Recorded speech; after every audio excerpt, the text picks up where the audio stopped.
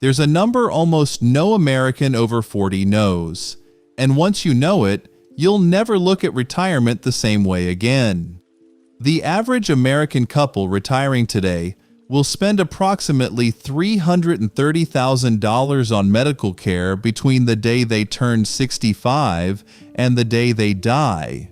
$330,000 in out-of-pocket expenses after Medicare, after everything the government covers. If you're sitting here in your 40s thinking Medicare is going to take care of you when you get old, thinking that turning 65 means your medical worries are behind you, I need to tell you something that almost nobody over 40 has heard clearly. Medicare will not save you. Let me show you the blueprint. Because the scariest decade of your entire financial life is not the decade when you raise your children. It's not the decade you spend building your career. It's the decade that comes after you stop working, and it's coming whether you prepared for it or not. Let me explain what Medicare actually is, because this is one of those topics almost every American has heard about their entire life, and almost nobody can describe clearly when you ask them. I've had conversations with 60-year-olds, 2 years away from qualifying, who couldn't tell me the difference between Part A and Part B. And it's not their fault. Nobody explained it to them. The system is designed to be confusing. And confusion, in the insurance world, is almost always profitable for someone, and almost always expensive for you. So let me give you the plain version. Medicare is the federal health insurance program for Americans 65 and older.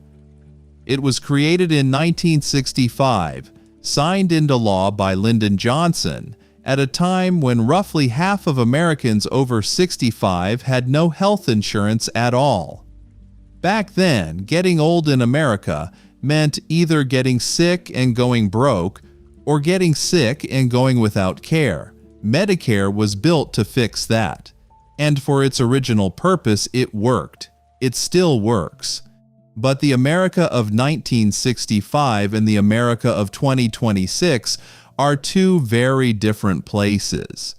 And Medicare, the program itself, has evolved, expanded, fragmented, and grown complicated in ways its original designers never imagined. Here's what Medicare actually covers today. It comes in 4 main parts. Part A covers hospital stays. If you go to the hospital, if you need surgery, if you're admitted for something serious, Part A pays for most of it. You've been paying into Part A your entire working life through the Medicare tax on your paycheck.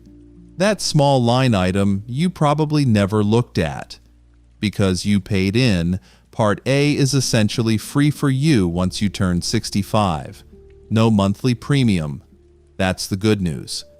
Part B covers doctor visits, outpatient care, lab tests, preventive screenings, basically everything that happens outside a hospital.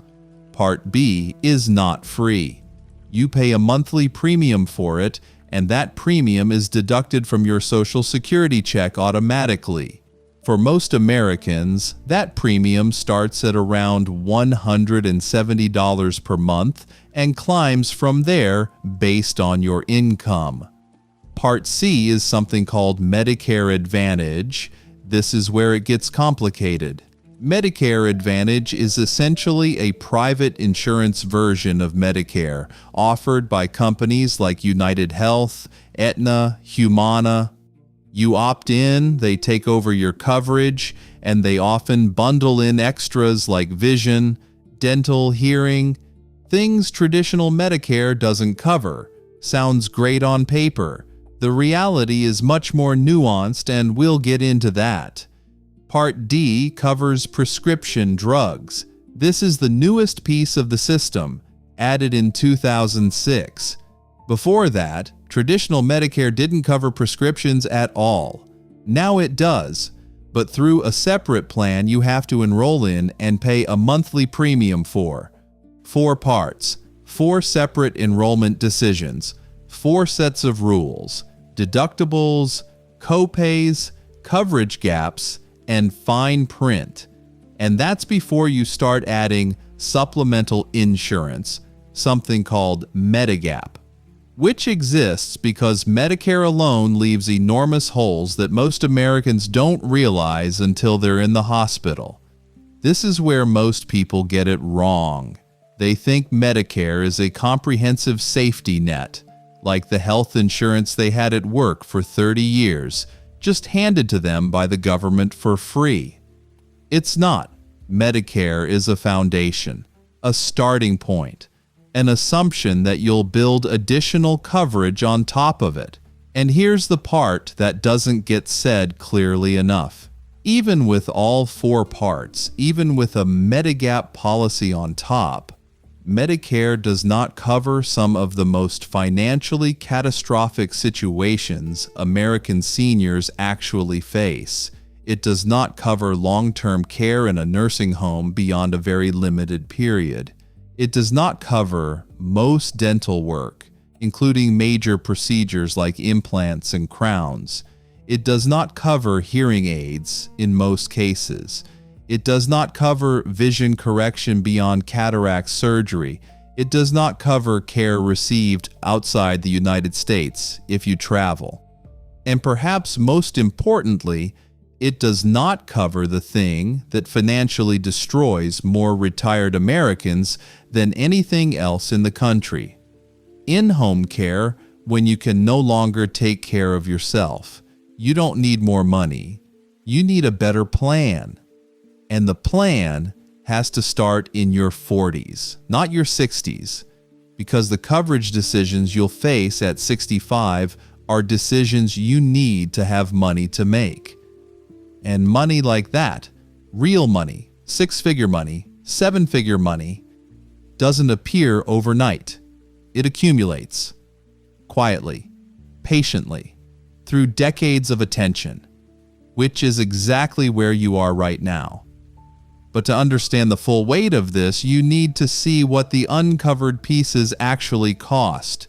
The gap between what Medicare covers and what life actually costs when your body starts to fail. That's the next piece of this puzzle. And the numbers are going to shock you. Let me give you the numbers, because the numbers are where abstract fear becomes concrete math. Start with long-term care. That's the phrase the insurance industry uses for what happens when a person can no longer fully take care of themselves. Maybe they need help getting dressed. Maybe they need help bathing. Maybe they need someone to make sure they take their medication correctly.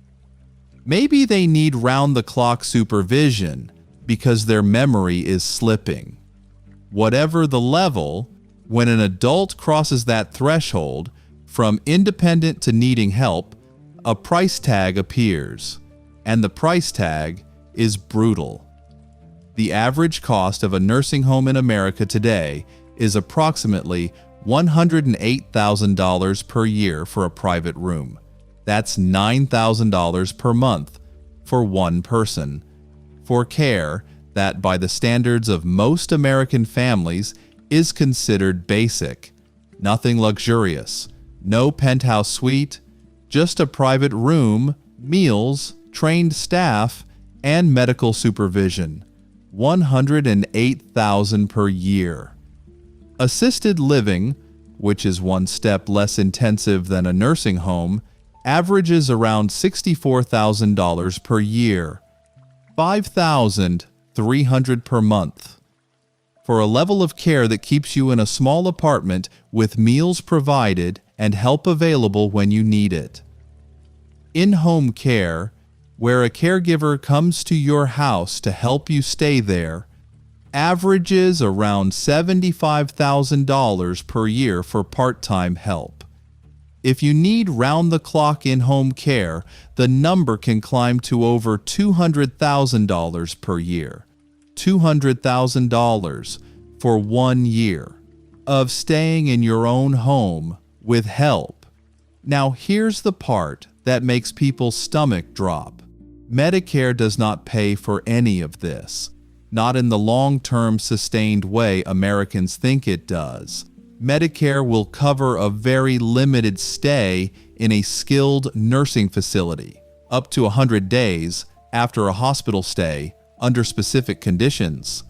That's it. After that, you are on your own. Medicare walks away, which means that if you or your spouse need 3 years in a nursing home, which is roughly average for someone who needs one at all, the bill is somewhere between $300,000 and $350,000 paid out of your savings, your retirement account, your house if it comes to that.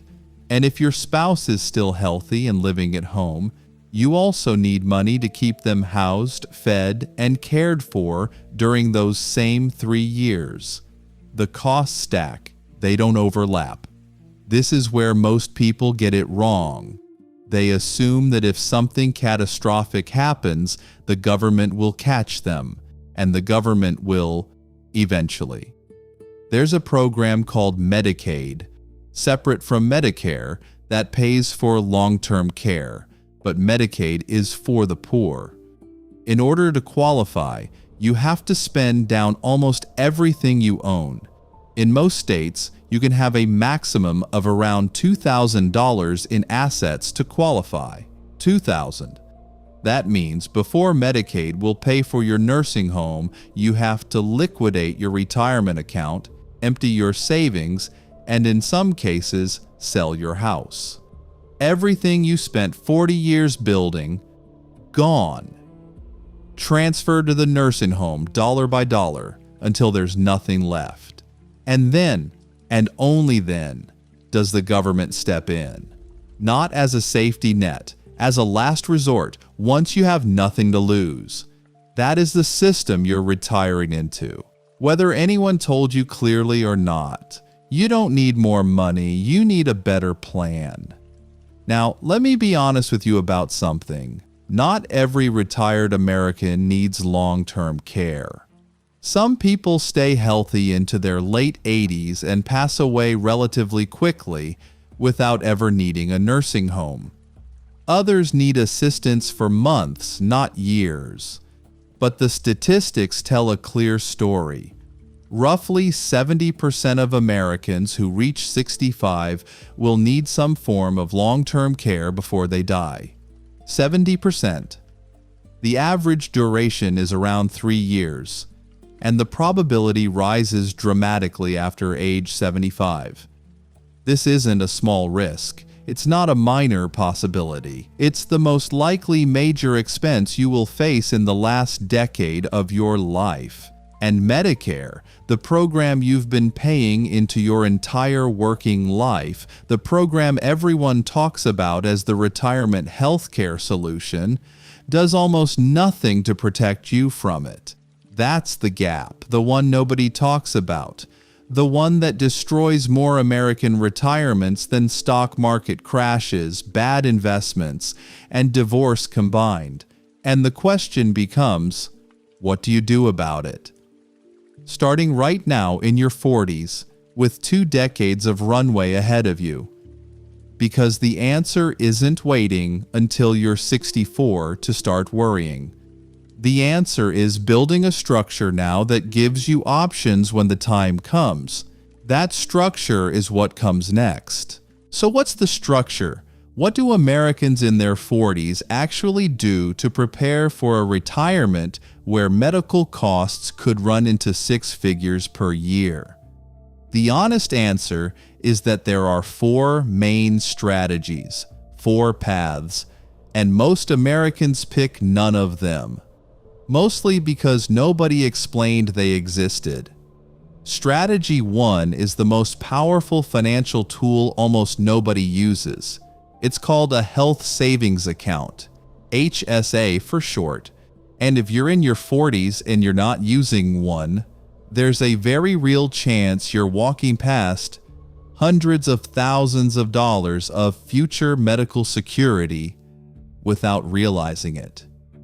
Here's what an HSA actually is. It's a special savings account that you can contribute to if you have a specific type of health insurance plan called a high deductible plan. You put money into the HSA before taxes, just like a traditional IRA. The money grows tax-free, and when you take it out to pay for medical expenses, the withdrawal is also tax-free. 3 layers of tax advantage, all stacked together, all benefiting you. It's the only account in the American tax code that offers triple tax protection. There is nothing else like it anywhere. But here's the part most people don't know. You don't have to use the money in an HSA right away. You can leave it there for decades. Let it grow year after year. Invest it in low-cost index funds, compounding tax-free the entire time. And when you're 65, 70, 75 and medical expenses start piling up, the account is sitting there, fully funded, ready to pay for everything from doctor visits to hospital stays to hearing aids to long-term care. Someone in their 40s contributing $4,000 a year to an HSA, invested and left alone, can easily accumulate $250,000 or more by age 65. $250,000 of tax-free medical money sitting there waiting for the decade when you need it most. That's not a retirement plan. That's a shield. A specific purpose-built shield for the specific risk we've been talking about. Almost nobody over 40 uses their HSA this way. Most people who have one treat it like a checking account. They contribute, they spend, they zero it out every year. Which is fine, but wastes the compounding power. The real strategy is to pay current medical costs out of pocket, if you can, and let the HSA grow untouched for the decade you'll actually need it. Strategy 2 is long-term care insurance. This is a specific type of insurance policy you buy, ideally in your 50s or early 60s, that pays for nursing home care, assisted living, or in-home care if you ever need it. The premiums are significant, often several $1,000s per year. And here's the uncomfortable truth. Long-term care insurance has become much more expensive and much less generous in the last 15 years than it used to be. Some of the biggest insurers have pulled out of the market entirely. The policies that remain have strict limits, waiting periods, and ways of denying claims that most buyers don't fully understand until they try to collect. That said, for some Americans, particularly those with significant assets they want to protect from being consumed by care costs, long-term care insurance still makes sense. The key is to start looking at it in your early 50s. Wait until 65, and either the premiums become unaffordable or you've developed a health condition that makes you uninsurable. Starting in your 50s gives you options. Waiting until retirement removes them. Strategy 3 is what financial planners call self-insurance. It's exactly what it sounds like. You build enough wealth during your working years that if long-term care becomes necessary, you can simply pay for it out of your own assets. This is the path taken by wealthier Americans. Those with several million in retirement savings who decide they'd rather keep the money working for them than hand premiums to an insurance company for decades. It's a legitimate strategy, but it requires real wealth to pull off safely. A couple with $800,000 saved cannot self-insure against 3 years of nursing home costs. A couple with $3 million can. Strategy 4 is the hybrid policy. Relatively new in the market, these are life insurance or annuity products that come with a built-in long-term care rider. If you need long-term care, the policy pays. If you never need it, the policy pays out as life insurance to your heirs. You don't lose the money. These hybrids have gotten popular because they solve one of the biggest objections to traditional long-term care insurance: the fear of paying premiums for decades and never using them. If you fix this, everything changes. You don't need more money, you need a better plan. But there's one more decision inside Medicare itself that Americans over 40 need to understand long before they turn 65. A decision that, made wrong, can quietly cost tens of thousands of dollars per year in retirement. And almost nobody sees it coming. The decision is Medicare versus Medicare Advantage. Now, the names sound almost identical. They're not. These are two completely different approaches to receiving Medicare coverage. And the choice between them, a choice most Americans make hastily in the months before turning 65, often after watching a television commercial or talking to a salesman, can shape the next 20 or 30 years of your medical life. Let me explain what's actually different. Traditional Medicare, sometimes called Original Medicare, is the government program exactly as it was designed. You have Part A for hospitals, Part B for doctors, and you typically add Part D for prescriptions, plus a Medigap supplement to cover the holes. You can go to any doctor, any hospital, any specialist in the country that accepts Medicare, and nearly all of them do. There's no network. There's no referral requirement. If you want to see a specialist in another state because you heard they're the best for your specific condition, you just go. The card works. Medicare Advantage, or Part C, is fundamentally different. You're still technically on Medicare, but you've handed your coverage over to a private insurance company. Companies like United Health, Aetna, Humana, Blue Cross, they administer your benefits. They decide which doctors you can see. They build networks, geographic lists of approved providers.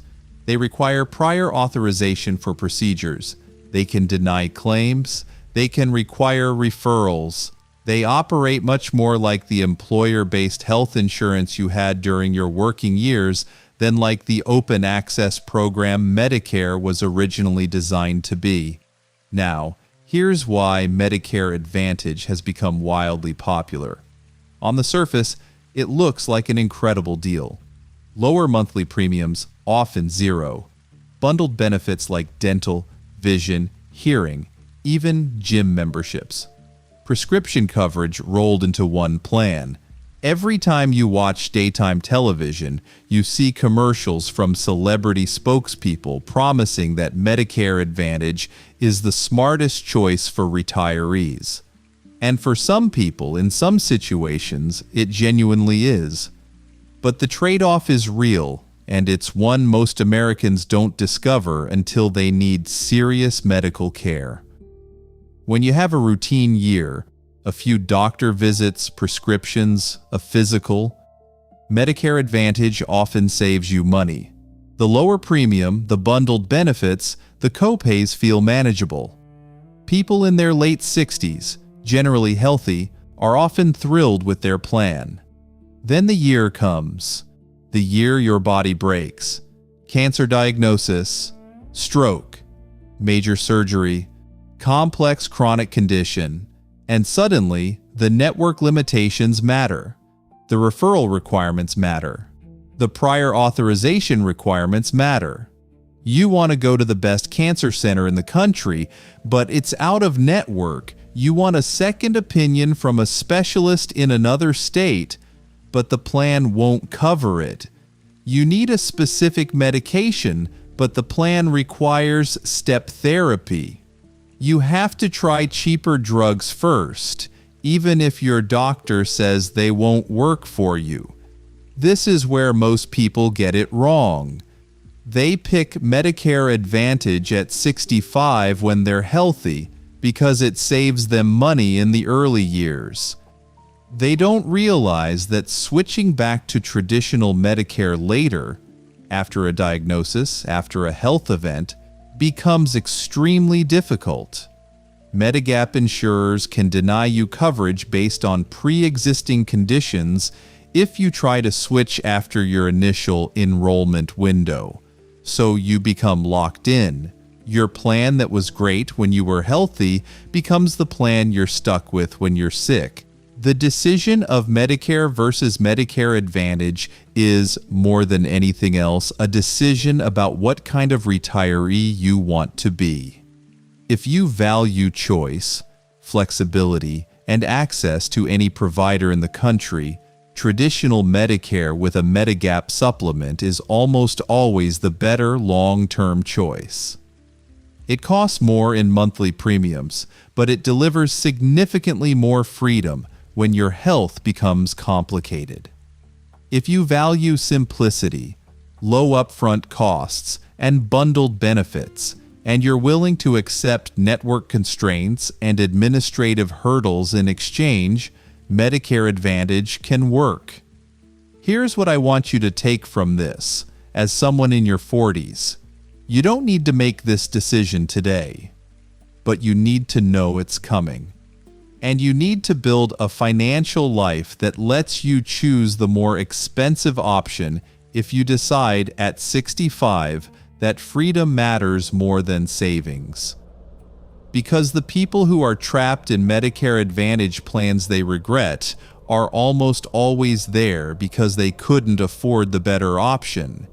They didn't have the savings, they needed to cut every monthly cost they could, and they picked the plan that looked cheapest in the moment, not the plan that would serve them best over 30 years. If you fix this, everything changes. You don't need more money. You need a better plan. And the plan includes one more layer that nobody talks about. A financial dimension of Medicare that sneaks up on people in ways they never see coming. A silent increase that can make your Medicare more expensive than you imagined year after year for your entire retirement. It's called IRMAA. 4 letters that almost no American over 40 has heard. 4 letters that, for roughly 1 in 10 Medicare recipients, mean paying dramatically more for the same Medicare coverage, for reasons they often don't fully understand. IRMAA stands for Income-Related Monthly Adjustment Amount, and it's exactly what it sounds like. If your income in retirement exceeds certain thresholds, your Medicare premiums, specifically Part B and Part D, go up. Not a little, a lot. And the increases stack in tiers that climb quickly the more income you have. Let me give you the numbers. The standard Part B premium in 2026 is roughly $170 a month for a single person. If your modified adjusted gross income in retirement exceeds about $106,000, your premium climbs to around $240 a month. Cross another threshold, around $133,000, and you're paying closer to $340. Keep climbing, and at the top tier, you're paying over $600 a month just for Part B, plus separate IRMAA surcharges on your Part D prescription drug plan. For the exact same Medicare coverage, your neighbor with a lower income is paying $170 for. Now here's the part that catches Americans off guard. IRMAA is based on your tax return from 2 years earlier. So the premiums you pay when you turn 65 are based on what you earned at 63. The premiums you pay at 67 are based on what you earned at 65. Which means a single large financial event in your early 60s, selling a business, selling a vacation home, a large Roth conversion, a big bonus in your final year of working, can trigger IRMAA penalties that follow you for years. This is where decisions you make in your 40s and 50s quietly shape your Medicare costs in your 60s and 70s. Because the income you generate in retirement, the withdrawals from your 401k, the Social Security you claim, the pension you receive, the rental income from your property, the interest from your investments, all of it combines to determine your IRMAA bracket. And here's where the Roth IRA conversation we had in the last video becomes even more important.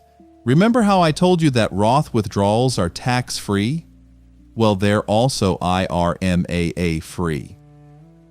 Money you pull from a Roth IRA in retirement does not count toward the income thresholds that trigger IRMAA surcharges. Traditional IRA withdrawals do. 401k withdrawals do. Even some Social Security income counts. But Roth money slides past IRMAA entirely. Now you see why the choice between Roth and traditional isn't just about taxes. It's also about what your Medicare is going to cost you every single month for the rest of your life. Two retirees with the same lifestyle, pulling the same amount of money for living expenses every year, can pay dramatically different Medicare premiums depending on where that money is coming from. The one pulling from a Roth might pay $2,000 a year for Medicare. The one pulling from a traditional account might pay $5,000. Every year for 20 years, that's $60,000 of difference for the same Medicare. This is what I mean when I talk about the blueprint. The pieces connect. The Roth IRA isn't just about taxes. The HSA isn't just about healthcare. The 401k match isn't just about retirement income. Every one of these decisions talks to every other one. And the Americans who retire with the lowest stress, the most flexibility, and the most protection are the ones whose accounts were designed to work together, not separately. Now let me bring all this together. Because we've covered an enormous amount, the 4 parts of Medicare, the costs of long-term care, the 4 strategies for handling those costs, the Medicare versus Medicare Advantage decision, and IRMAA. It's a lot, and I want you to walk away with something actionable. Not overwhelmed, not paralyzed. Just clearer about the specific things someone in their 40s should be doing right now. So here's the plan. In plain language. First, if you have access to a high-deductible health plan at work, open an HSA this year, contribute the maximum you can, and make the critical decision to invest the money in index funds inside the account, not leave it as cash. Pay current medical bills from your regular paycheck if you can, and let the HSA grow untouched for 2 decades. Second, when you hit 50, start researching long-term care options seriously. Not buying yet, just understanding what's available, what costs are in your state, what strategies apply to your situation. The decision of whether to buy insurance or self-insure or use a hybrid policy is one that takes years to think through properly. Third, prioritize Roth contributions wherever possible. Roth IRA, Roth 401k, Roth conversions in low-income years.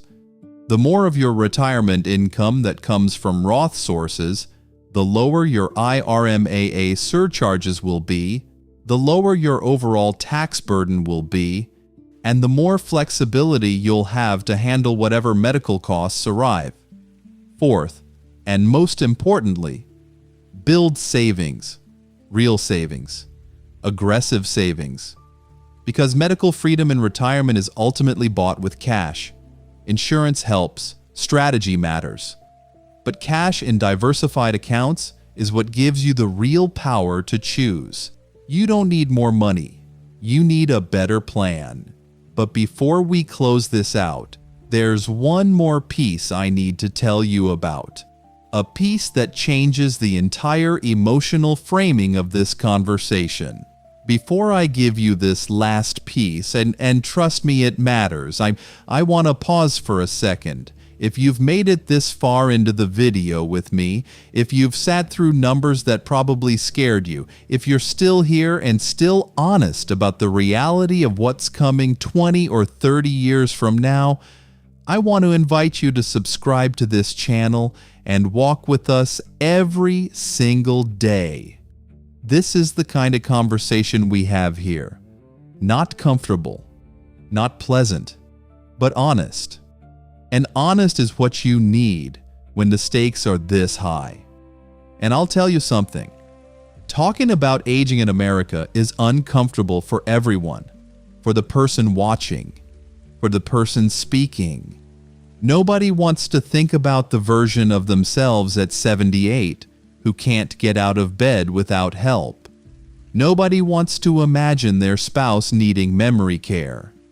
Nobody wants to sit with the reality that the body that carried them through life eventually starts to fail, and the bills that come with that failure are among the most punishing in American economic life. It's human to avoid this topic, and the avoidance is exactly why most Americans are not ready. You showed up tonight. That puts you in a different group. And the group that shows up ends up with options the group that avoids never had. Now let me give you the last piece. It's the piece nobody explains because it doesn't fit on a chart or in a spreadsheet. But it might be the most important piece of all. The biggest gift you can give your children is not an inheritance, it's the absence of your own care becoming their burden. Think about that for a moment. Most American adults in their 40s today are, or will soon become, members of what's called the sandwich generation, caring for aging parents on one side, raising or supporting their own children on the other, working full-time in the middle, and the financial reality of that squeeze is brutal. Adult children of American parents who didn't plan well for their care often find themselves draining their own retirement savings, delaying their own lives, rearranging their own careers to cover the gaps in their parents' coverage. I've watched this happen. You've probably watched it too. The 55-year-old who had to take 6 months of unpaid leave because their mother's nursing home costs outstripped her Medicare coverage and her savings. The couple in their late 40s who had to move their father into their own home, rearrange their work schedules, sell their second car, and spend the next 4 years as unpaid full-time caregivers because nobody in the family had the money to do anything else. These stories don't make the news. They don't trend on social media.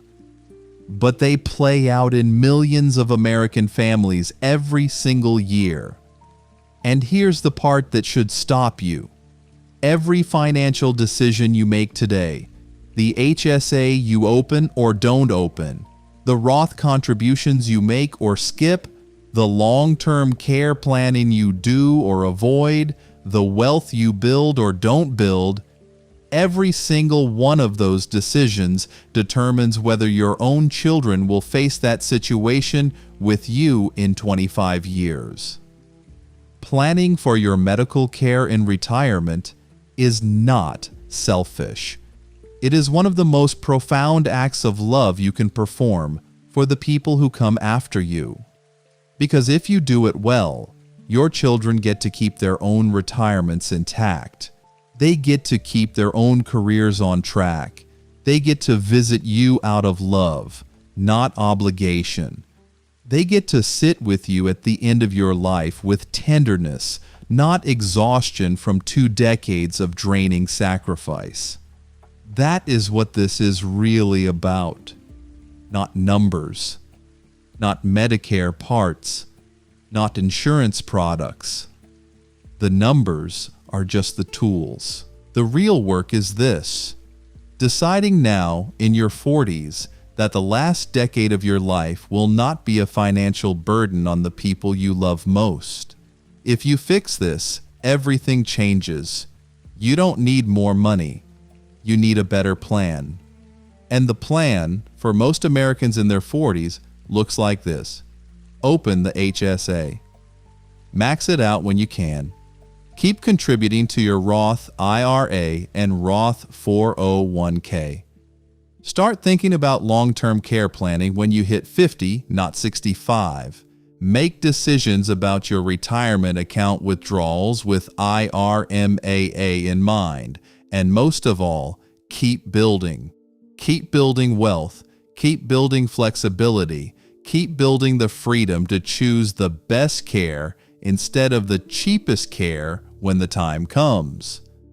20 years of attention in your 40s and 50s can mean the difference between aging with dignity and aging as a burden. The work is not dramatic. The work is not glamorous.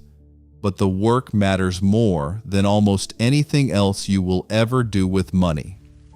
There's a picture I want you to sit with for a moment. Imagine a kitchen 30 years from now. Sunlight through a window. The quiet hum of a morning in a small, comfortable home.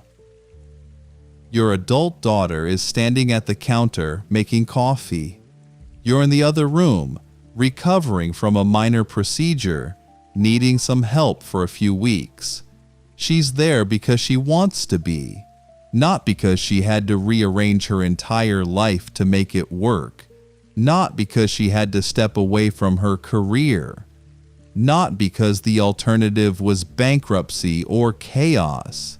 She's there because you built something 20, 30 years ago that made it possible for her to simply be a daughter again.